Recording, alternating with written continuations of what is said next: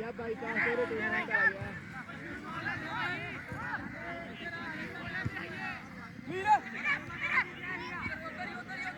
ये महर आबादान football club Dasuya team.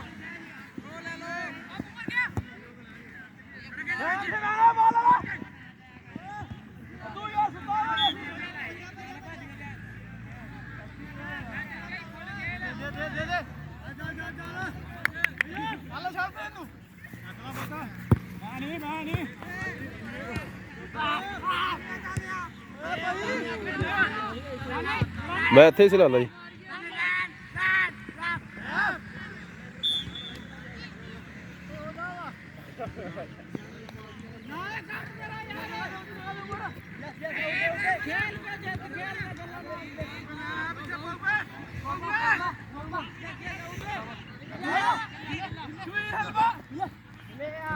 Bypass हो रहे टूर्नामेंट आया कि नहीं बाईपास हो रहे टूर्नामेंट आया कि नहीं समझाने वाला कंजर कोई हैगा कि नहीं हैगा बाईपास हो रहे टूर्नामेंट आया कि नहीं बाईपास हो रहे आप सीधा टूर्नामेंट 12 ਨੂੰ ਮਿਆਣੀ ਵੀ ਹੈ ਜੀ।